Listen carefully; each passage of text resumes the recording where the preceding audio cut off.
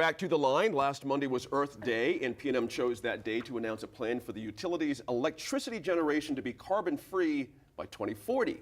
Now, that's 5 years earlier than the state's new Energy Transition Act requires. And Crystal, Steve Terrell at the Santa Fe New Mexican pointed out that just a few years back, the company was saying coal was more economical and making a big deal of all that. It seemed like the day before yesterday they're doing that. Why the big change? What's happened here? So I look at it from an economic development perspective, which, by the way, I definitely have to mention, like, it took a labor of a lot of love to make this Energy Transition Act happen, because it had happened in the administration with Senator Candelaria and Senator Stewart, and they finally pushed it through.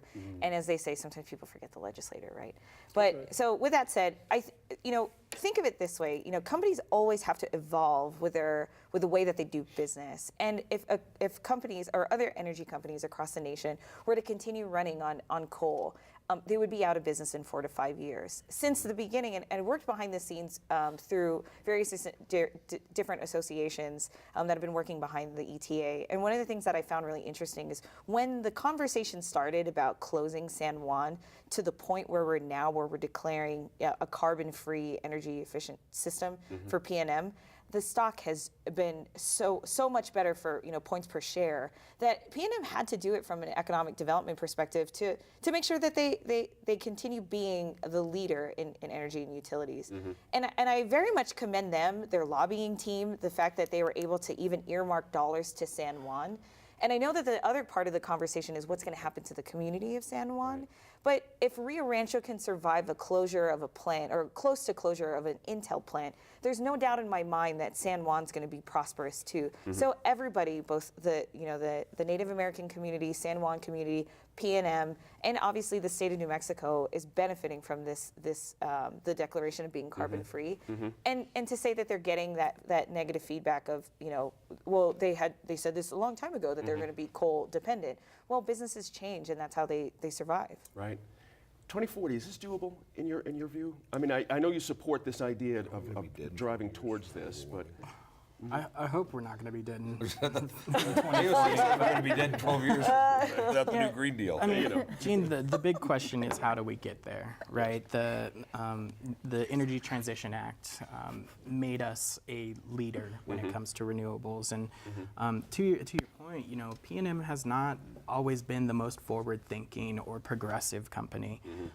But the legislators, the advocates, and this governor pulled PNM to the table to get us to a point where we could pass this legislation, and that's a great thing for New Mexico. But the question is really how we get to 2040, where we're not using carbon for our energy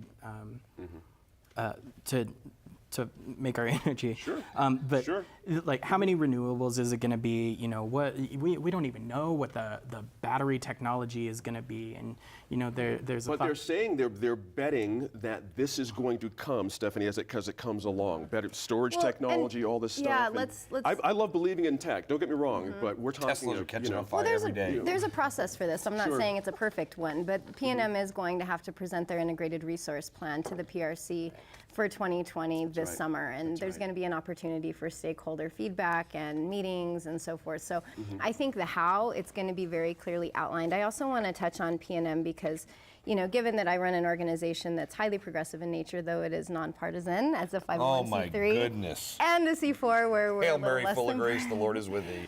But, in full transparency, I worked for PNM, and I know Pat and Vincent Kahlon, and she and I spoke at the bill signing ceremony. Pat is the CEO. Pat is the CEO of PNM, not Progress Now. On a first-name basis with the CEO of PNM. That's impressive. No.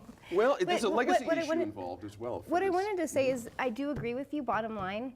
It makes good economic sense, but I do think that there is an investment in the community, an investment in our environment, and an investment in New Mexico from PNM. And, I don't think they're the devil that a lot of of some organizations say that they are. I think they came to the table in good faith. This has been a labor of love. They have negotiated in good faith. I do think one thing before I cede my time that's important to bring up is zero carbon does not mean 100% renewable. Right. So we have an opportunity here. I mean, there's some very clear clear mandates in the legislation, 50% renewable by 2040, 80% or Look at your papers. 2030, and then 80% by 2040. So that's an important piece of this too, Sure. though. Carbon is different. That's right. And Daniel, Fully renewable. they're going to shutter the San Juan generating station, interestingly. And there's a question out there, the worry for some, they do it with a gas-fired plant. That's sort of a stopgap measure. But in the same financial plan, they did the Energy Transition Act, sticking the ratepayers instead of shareholders. That's always the who pays for this issue that's Gene, difficult. this is. I mean, it's interesting to hear all the progressives at the table singing the praise of PNM today. I think all PNM has done that's progressive is they've wisened up, right? They're like, hey, let's agree to Because whoever's in progressive charge. policy makes sense. Let's agree to whoever's in Call it what you charge. want. Let's agree to whoever's in charge. We'll ride this wave for 4 to 8 years, and nothing's going to happen.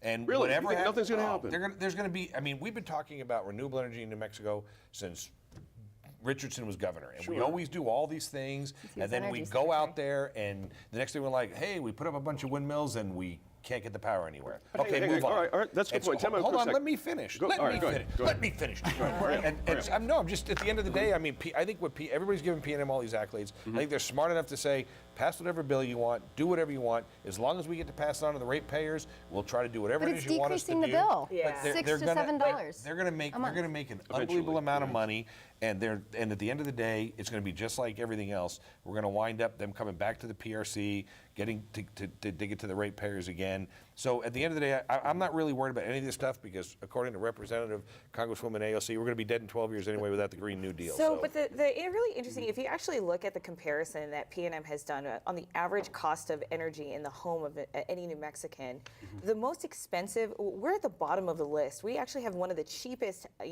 utility costs per household. That's right. And our neighbors to Arizona and Texas are actually one of the highest in the nation. So it's not to say that PNM is doing something for their bottom line.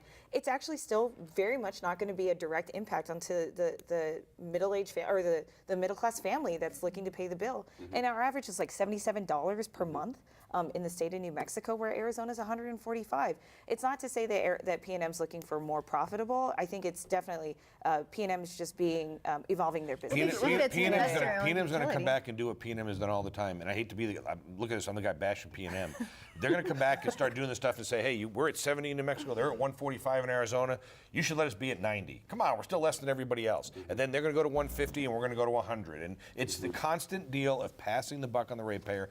Look, PNM, they're geniuses. When I was in the legislature, they fought and fought and fought, and people would protest them and be angry at them. They finally decided the right thing to do is just sit down and enjoy the ride, because at the end of the day, nothing's going to change. It's going to be exactly where it is. And whatever does change, they're going to make 10 cents more on the dollar than they were going to make if they had Saw to. that to the I huge think it's pot time of we smoke. bring in so. some PNM people to this table and talk about this at some point here in the next couple of weeks. I want to get some great clarity folks for there. myself too. Now, when the line comes back, the problems some schools are facing as they deal with changes to the public education department's expanded K-5 Plus program.